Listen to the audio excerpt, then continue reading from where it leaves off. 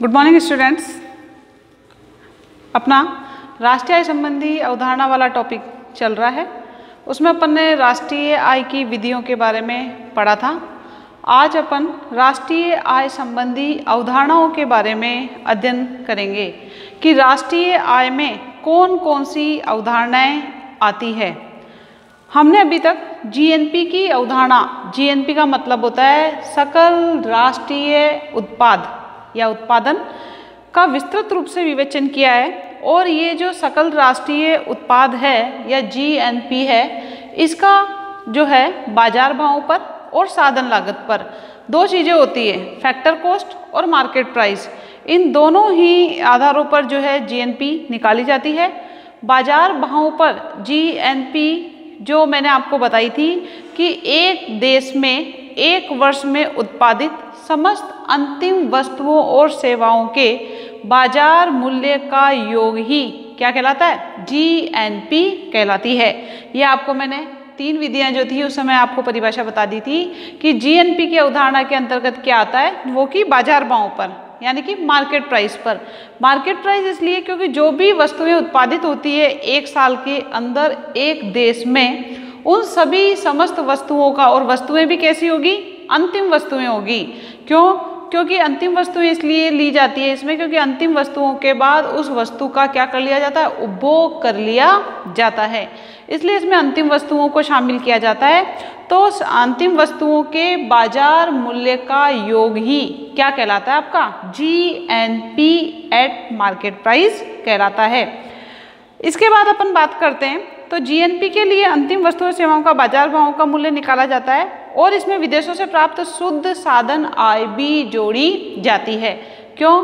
क्योंकि हमारे यहाँ के लोग विदेशों में काम कर रहे होते हैं या हमारे यहाँ की वस्तुएं विदेशों में जाती भी तो है, और विदेशों में जब जाती है तो उसको क्या बोलते हैं, निर्यात बोलते हैं।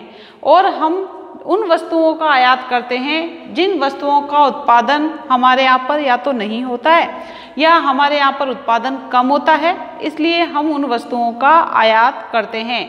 तो निर्यात में से आयात माइनस करने के बाद जो भी आय बचती है, चाहे वो प्लस में हो या माइनस में हो।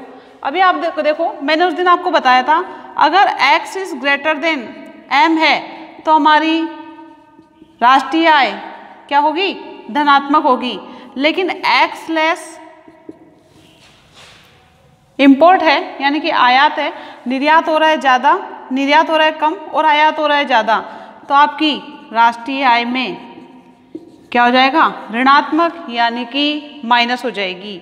तो यही यहाँ पर बात कर रहे हैं कि जो भी होगा विदेशों से प्राप्त शुद्ध साधन आय, अगर हमारी निर्यात ज़्यादा हो रहे हैं, आयात कम हो रहे हैं, तो हमारी राष्ट्रीय आय धनात्मक हो जाएगी। और अगर हमारे आयात कम हो रहे हैं, निर्यात कम हो रहे हैं और आयात ज़्यादा हो रहे हैं, तो हमारी राष्ट्रीय आय क्या हो जाएगी, ऋणात्मक हो जाएगी। तो निर्यात में से आयात माइनस करने के बाद जो भी बचता है वो आपकी विदेशों से प्राप्त शुद्ध साधन आय होती है। अब अपन अवधारणाओं से संबंधित जो भी राष्ट्रीय आय की अवधारणाएं हैं उसके बारे में विवेचन करेंगे। सबसे पहला आपको पता ही है, जीएनपी एट मार्केट प्राइस, सकल राष्ट्रीय उत्पाद में से विदेशों से प्राप्त शुद्ध साधन आय को माइनस कर दिया जाता है तो हमें प्राप्त हो जाता है जीडीपी एट मार्केट प्राइस।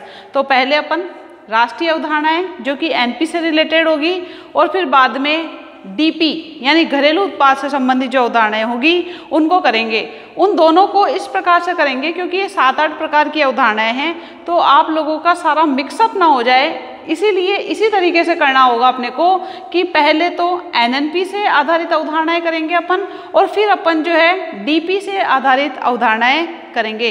तो सबसे पहले अपने को जीडीपी एट मार्केट प्राइस निकालना पड़ेगा, जो कि जीएनपी एट मार्केट प्राइस में से विदेशों से प्राप्त शुद्ध साधन आय को माइनस करने पर प्राप्त होता है।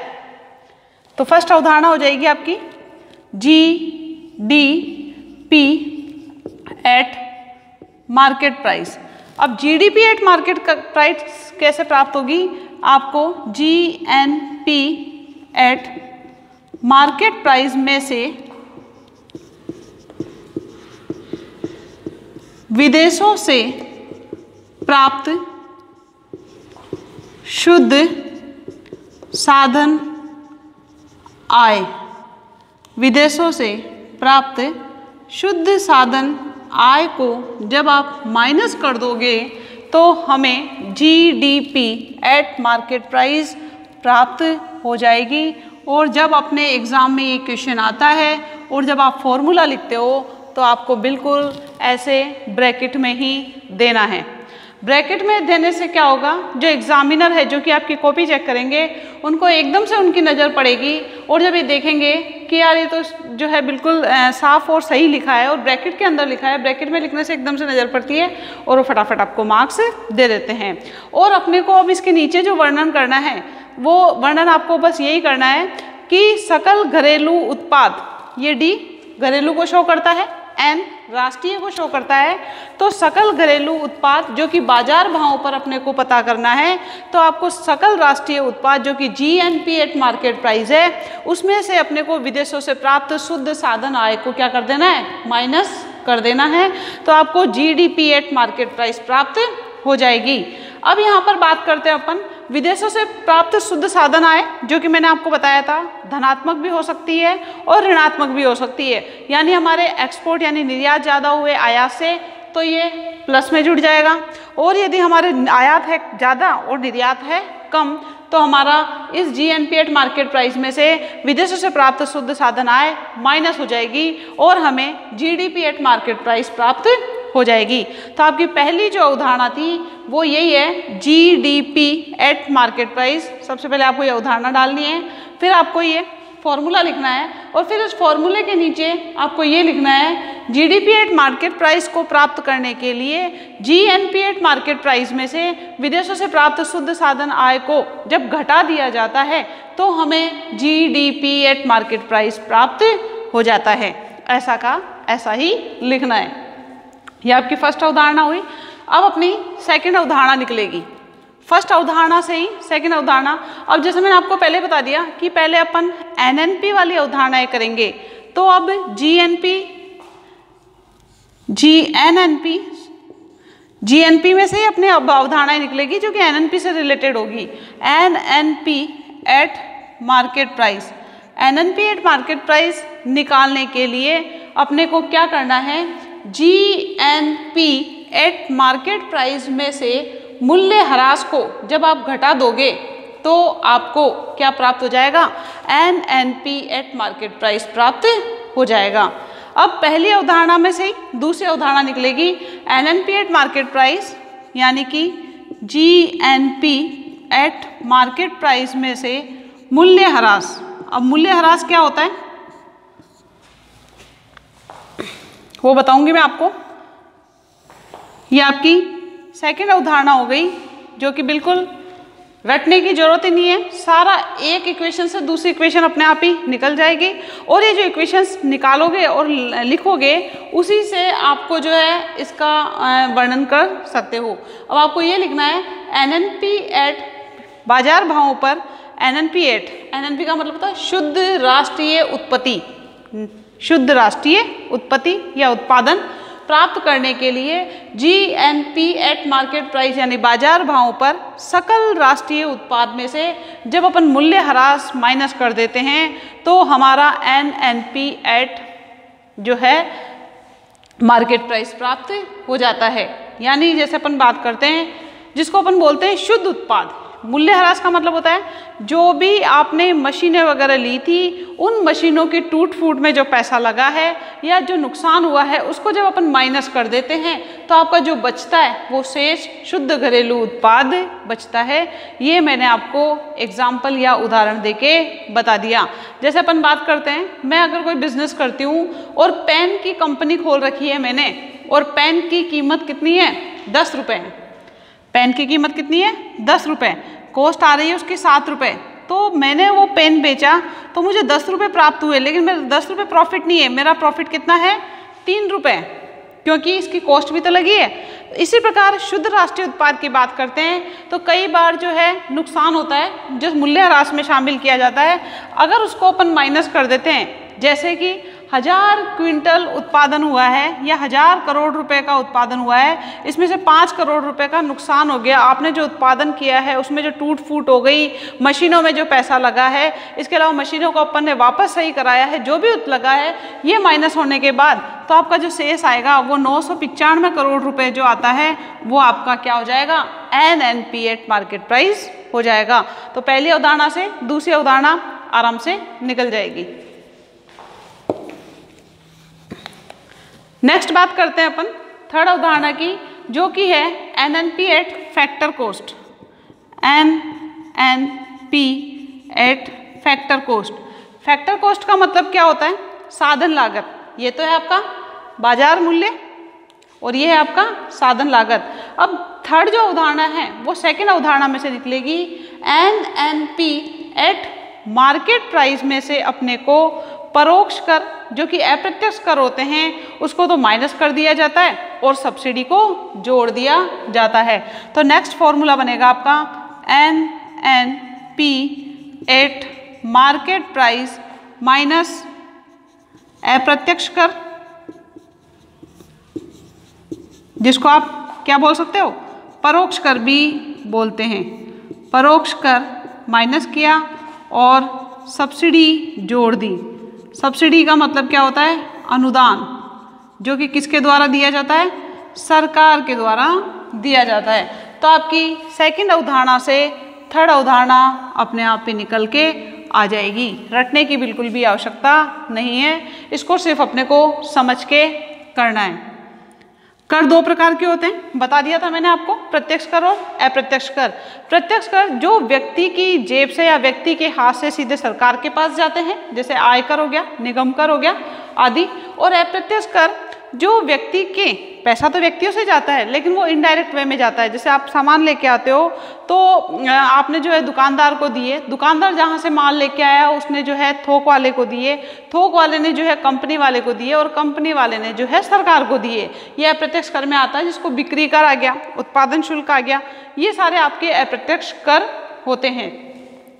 तो इसे जो है NNP एट फैक्टर कॉस्ट होता है। इस NNP एट फैक्टर कॉस्ट को राष्ट्रीय आय भी कहकर पुकारते हैं। राष्ट्रीय आय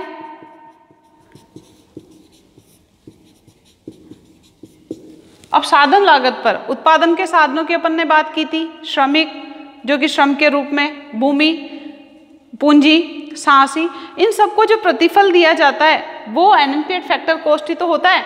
तो NNP एट फैक्टर कॉस्ट को क्या बोला जाता है, साथ में राष्ट्रीय आय भी कहा जाता है, क्योंकि जो उत्पादन किया जाता है, उत्पादन के साधनों को काम में लेकर उनके बदले में उनको जो प्रतिफल दिया जाता है वो सब चीजें राष्ट्रीय आय के अंतर्गत आती है। NNP में से अब अपन ने NNP एट मार्केट प्राइस में से अप्रत्यक्ष कर या परोक्ष कर को माइनस किया है, क्योंकि जो भी अप्रत्यक्ष कर या परोक्ष कर होता है वो सीधा सरकार के पास जाता है, इसलिए इसको माइनस कर दिया जाता है। और साथ में बात करते हैं अपन सब्सिडी की। सब्सिडी सरकार के द्वारा दी जाती है, तो सरकार के द्वारा सब्सिडी की राशि को इसलिए दी जाती है, इसलिए जोड़ा जाता है क्योंकि ये उत्पादन के साधनों को प्राप्त होती है और सरकार अपने बजट में से इसकी पूर्ति करती है, इसलिए इसको जोड़ दिया जाता है। ठीक है, ये आपकी थर्ड अवधारणा हुई। नेक्स्ट बात करते हैं अपन,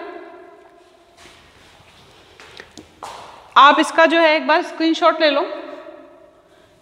अगर इसका वर्णन करना है तो ऐसे ही होगा, NNP एट फैक्टर कॉस्ट यानी शुद्ध राष्ट्रीय उत्पाद बाजार साधन लागत पर प्राप्त करने के लिए NNP यानी शुद्ध राष्ट्रीय उत्पादन बाजार भावों पर में से अप्रत्यक्ष कर को जब अपन माइनस करते हैं और सब्सिडी को जोड़ देते हैं तो हमें NNP एट फैक्टर कॉस्ट प्राप्त हो जाता है।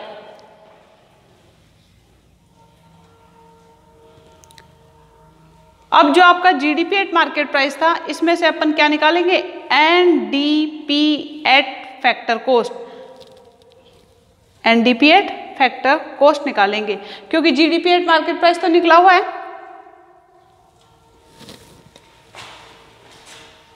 मार्केट प्राइस हो गया, हाँ NDP एट मार्केट प्राइस निकालेंगे पहले और फिर बाद में NDP एट फैक्टर कॉस्ट निकाला जाएगा। ये बिल्कुल एक अवधारणा से दूसरी अवधारणा जुड़ी हुई है, तो आपको जैसे ही एक अवधारणा समझ में आएगी दूसरी अपने आप निकालोगे, रटने की बिल्कुल भी आवश्यकता नहीं है। जी NDP eight market price. NDP eight market price कैसे निकालेंगे? ये फोर्थ अवधारणा हो जाएगी आपकी। NDP एट मार्केट प्राइस याद करो, जैसे अपन ने GNP एट मार्केट प्राइस में से निकाला था वैसे ही निकालना है। तो आपका वही फॉर्मूला होगा, GDP एट मार्केट प्राइस में से मूल्यह्रास जब अपन माइनस कर देंगे तो आपको NDP एट मार्केट प्राइस प्राप्त हो जाएगा। GDP एट मार्केट प्राइस में से क्या माइनस करना है? मूल्यह्रास माइनस करना है, तो आपको NDP एट मार्केट प्राइस प्राप्त हो जाएगी। याद करो दूसरी वाली अवधारणा जो कि मैंने अभी साफ कर दी, वो थी आपकी NNP एट मार्केट प्राइस। तो अपन ने GNP एट मार्केट प्राइस में से क्या माइनस किया था? मूल्यह्रास माइनस किया था, तो आपको NNP एट मार्केट प्राइस प्राप्त हो गया था। उसी प्रकार GDP एट मार्केट प्राइस प्राप्त करने के लिए GDP एट मार्केट प्राइस में से आपको मूल्यह्रास माइनस करना है, तो आपका NDP एट मार्केट प्राइस प्राप्त हो जाएगा। इसी का वर्णन इसी के अकॉर्डिंग करना है। फिर आ जाएगा आपका NDP एट फैक्टर कॉस्ट। क्या आएगा? NDP eight factor cost. तो फोर्थ अवधारणा में से फिफ्थ अवधारणा निकलेगी NDP एट मार्केट प्राइस में से क्या माइनस करोगे? परोक्ष कर या अप्रत्यक्ष कर, बात एक ही है। अप्रत्यक्ष कर को माइनस करोगे और सब्सिडी को जोड़ दोगे तो आपको NDP एट फैक्टर कॉस्ट प्राप्त हो जाएगा। सब्सिडी बोलो, अनुदान बोलो, दोनों एक ही बात है। ये फोर्थ अवधारणा से फिफ्थ अवधारणा ऑटोमेटिकली निकल के आ जाएगी और याद करने की बिल्कुल भी आवश्यकता नहीं है, सिर्फ समझने की आवश्यकता है। फोर्थ में से फिफ्थ निकल के आ गई और वो थी आपकी NDP eight factor cost. Six अवधारणा, फिफ्थ सिक्स जो भी है, ये सारी आपकी NDP और NNP की अवधारणाएं हुई है। इसका स्क्रीनशॉट ले लो।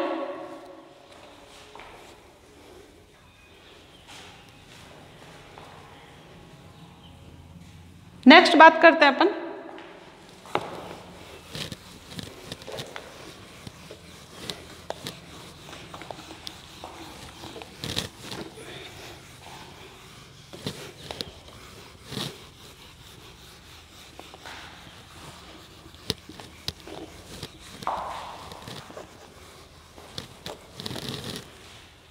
निजी आय।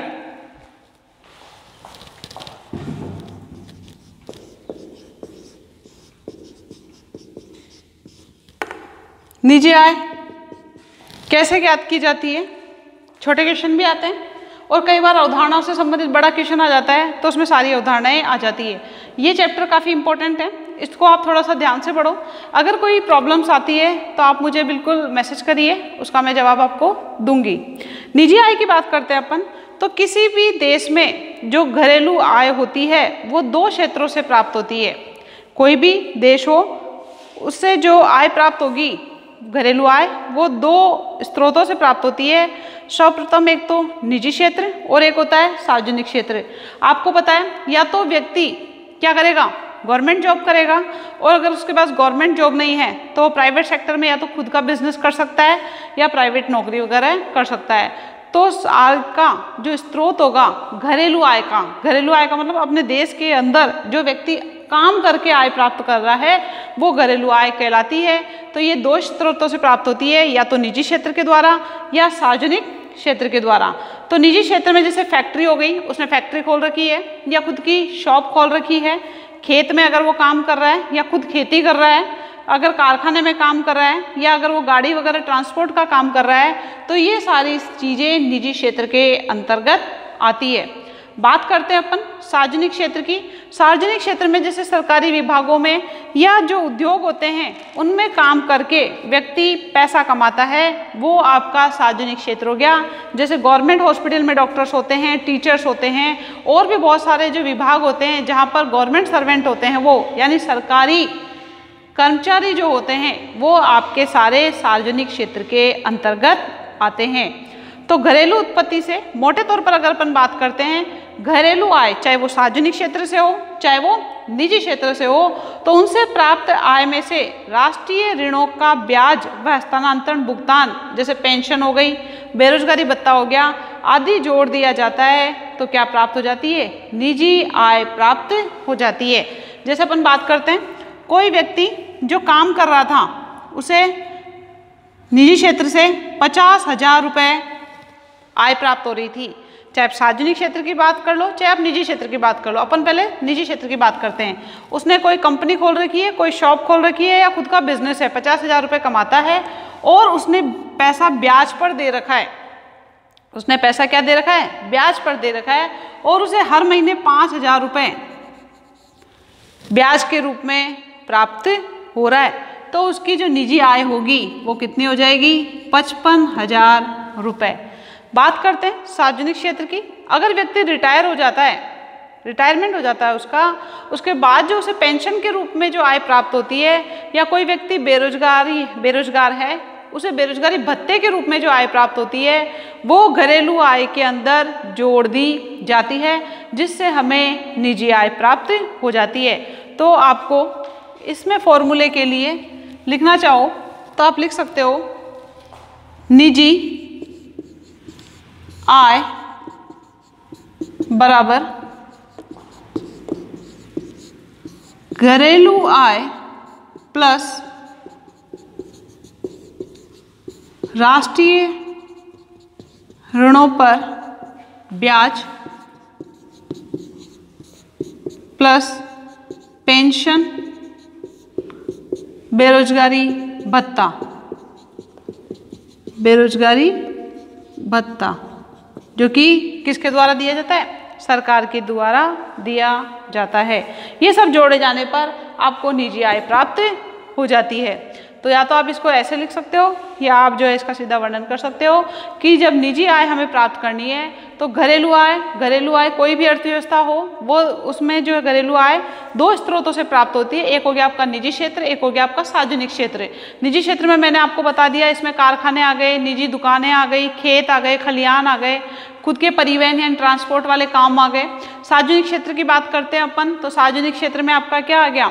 सरकारी और जो उद्योग होते हैं, जो कि सरकारी कर्मचारी होते हैं, उनसे जो आय प्राप्त होती है वो, और इसके अलावा राष्ट्रीय ऋणों पर ब्याज, क्योंकि व्यक्ति जब ब्याज पर पैसा देता है तो उसे आय प्राप्त होती है, वो प्लस हो जाएगी।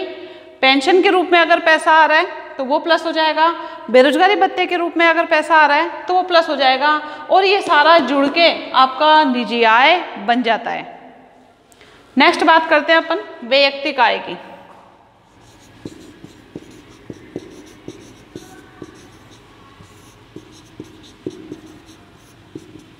वैयक्तिक आय, अब पिछली जो आय थी इसमें से ही अपने को नेक्स्ट आय प्राप्त हो जाएगी। निजी आय में से अपने को निजी कंपनियों की बचत, निजी आय में से निजी कंपनियों की बचत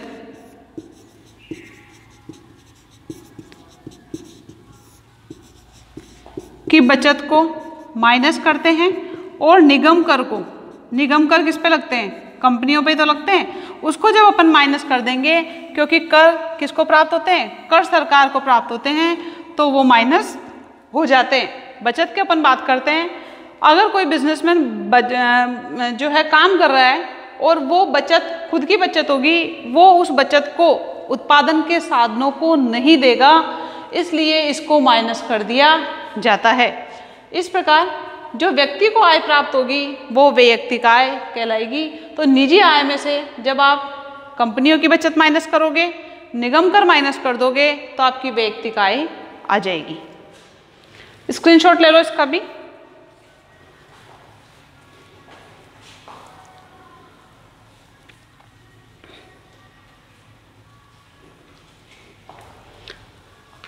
आगे वैयक्तिक आय के बाद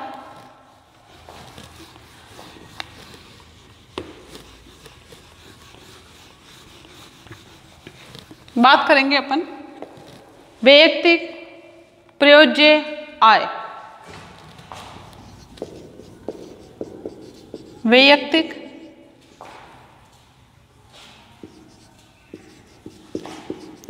प्रयोज्य आय, या इसको आप क्या बोल सकते हो, खर्च योग्य आय। खर्च योग्य जो खर्च करने लायक होती है उसको बात करते हैं। आप यहाँ पर लिख लो खर्च योग्य आय। ये कहाँ से निकलेगी, वैयक्तिक आय में से निकलती है। अब इसको शॉर्ट में बोला जाता है PDI। वैयक्तिक खर्च योग्य आय या वैयक्तिक प्रयोज्य आय किसे बोलते हैं, वैयक्तिक आय में से, क्योंकि आपको मैंने पहले ही बता दिया उस अवधारणा में से ही अवधारणा निकल के आएगी। वैयक्तिक आय में से अपने को क्या करना है, प्रत्यक्ष कर माइनस करना है। फीस तथा जुर्माने घटाने के बाद जो भी आय बचेगी वो आपकी वैयक्तिक खर्च योग्य आय प्राप्त होगी। यानी कि PDI वैयक्तिक प्रयोज्य आय इक्वल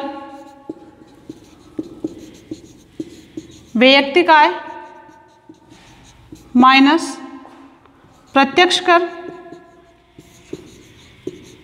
माइनस फीस माइनस जुर्माना, ये सब माइनस हो जाता है तो उसके बाद आपका क्या निकल के आ जाता है, आपका निकल के आता है PDI। इसको अपने को ब्रैकेट में बंद कर देना है। जैसे कि बात करते हैं, मैंने पूरे महीने भर काम किया, काम करने के बाद चाहे वो निजी क्षेत्र हो सार्वजनिक क्षेत्र हो कहीं से भी आय प्राप्त होगी, 50,000 रुपये मुझे एक महीने की सैलरी प्राप्त हुई। सरकार ने टैक्स लगाया 5,000 रुपये मेरी सैलरी में से कट के सरकार के पास चला जाएगा। फीस वगैरह की बात करते हैं अपन, जैसे कि बिजली का बिल आता है, फ़ोन का बिल आता है और भी बहुत सारे बिल आते हैं। उसमें से अगर आपने फ़ीस जमा कराई लेकिन वो फ़ीस क्या की, लेट जमा कराई है, तो लेट जमा कराओगे तो आपकी पेनल्टी लगेगी। इसलिए फीस या जुर्माना जो भी लगेगा उसको अपन माइनस कर देंगे। इसके बाद जो रकम बचेगी वो आपकी क्या बचेगी, PDI वैयक्तिक प्रयोज्य आय, खर्च योग्य आय। इस पैसे को माइनस होने के बाद जो भी पैसा बचेगा 5,000 रुपये, अब आपने लेट फीस लगा दी बिजली के बिल में, मान लो 500 रुपये बिजली के बिल में लग गए लेट फीस के रूप में, और तो पैसा देना है, बिल जो आया वो तो देना ही देना है। इसके बाद जो पेनल्टी लगी है वो एक्स्ट्रा लगी है, तो इसमें से 4500 में हो गए 45,000, 45,000 में से 500 माइनस हो गए तो आपके कितने बच गए, 44,500 रुपये जो होगी वो आपकी खर्च योग्य आय कहलाएगी। इस पैसे को आप जो है जितना चाहे उतना उपभोग कर सकते हो वस्तुओं और सेवाओं पर, और बाकी पैसे को क्या किया जाता है, बचत की जाती है। इस प्रकार ये निकल के आ जाएगा। बात करते हैं अपन PDI के बाद जो बात होगी वो होगी प्रति व्यक्ति आय की।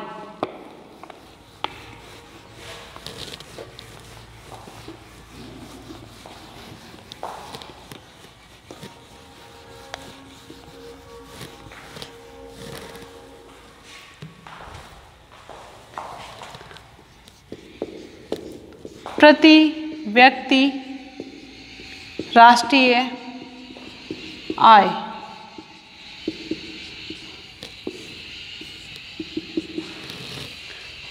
प्रत्येक व्यक्ति की राष्ट्रीय आय की बात करते हैं तो NI यानी राष्ट्रीय आय में से जब अपन देश की जनसंख्या का भाग लगा देते हैं तो हमें प्रति व्यक्ति राष्ट्रीय आय प्राप्त हो जाती है।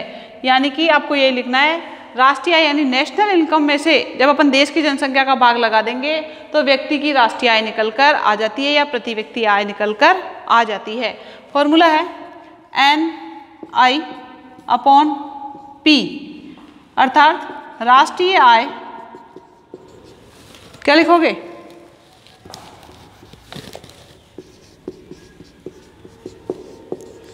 राष्ट्रीय आय अपॉन जनसंख्या को अपन भाग दे देंगे तो हमारी प्रति व्यक्ति राष्ट्रीय आय निकल कर आ जाएगी। और आप इसको भी जो है ब्रैकेट में एज इट इज़ क्या कर दोगे, बंद करके शो करोगे। इससे क्या होता है, अलग से ही दिखता है। इस प्रकार ये सारी अवधारणाएं राष्ट्रीय आय से संबंधित अवधारणाएं जो कि एनएनपी से रिलेटेड थी, जीएनपी से रिलेटेड जो कि राष्ट्रीय अवधारणाएं थी, जीडीपी से रिलेटेड थी जो कि घरेलू अवधारणाएं थी। इसके अलावा आपको मैंने व्यक्तिक आय, निजी आय, प्रति व्यक्ति या व्यक्ति खर्च योग्य आय, जिसको खर्च योग्य आय बोलते हैं, प्रयोज्य आय भी बोला जाता है। इसके बाद प्रति व्यक्ति राष्ट्रीय आय, ये सारी अवधारणाएं, एक अवधारणा, दो अवधारणा, तीन अवधारणा, इस प्रकार एक से ये सारी अवधारणाएं निकल कर आ जाएगी। ये सारी चीज़ें अवधारणाओं वाली है और ये अवधारणाओं वाला जो टॉपिक है काफ़ी इम्पोर्टेंट है और इसको अपने को इसी प्रकार से तैयार करना है कि इसमें रटने का कोई भी फॉर्मूला नहीं है। आपको पहली अवधारणा से दूसरी अवधारणा, दूसरी से तीसरी, तीसरी से चौथी, इस प्रकार निकालते आना चाहिए, तभी आप एग्ज़ाम में जो है आराम से कर सकते हो। इसमें छोटे क्वेश्चंस तो आएंगे, लेकिन एक बड़ा क्वेश्चन जो कि 20 नंबर का क्वेश्चन आता है वो ज़रूर पूछा जाता है। इस दृष्टि से ये चैप्टर काफ़ी इम्पोर्टेंट है। आगे अपन कल भारत में राष्ट्रीय आय के माप की विधियां की थी, जिसमें अपन ने 3 विधि करी थी, जीएनपी वाली विधि, जीएनआई वाली आय वाली विधि और आपकी जीएनई यानी व्यय वाली विधि। तो इसमें अपन आय वाली विधि में 2 प्रकार की विधियां होती, प्रत्यक्ष किस्म की आय विधि और परोक्ष किस्म की आय विधि। ये दोनों तो करेंगे ही करेंगे, इसके अलावा उत्पत्ति विधि भी की जाएगी। ये सारे टॉपिक अपन कल करेंगे। इसके बाद राष्ट्रीय आय की गणना में समस्याएं, ये भी काफ़ी इम्पोर्टेंट टॉपिक है, पॉइंट ही मानेंगे अपन क्योंकि ये इसी टॉपिक के अंतर्गत आएगा। तो इसमें भी 4 नंबर का क्वेश्चन आपका बनता है। तो इस टॉपिक को आप आराम से और अच्छे से तैयार करिए और इसके नोट्स भी बनाइए। Thank you.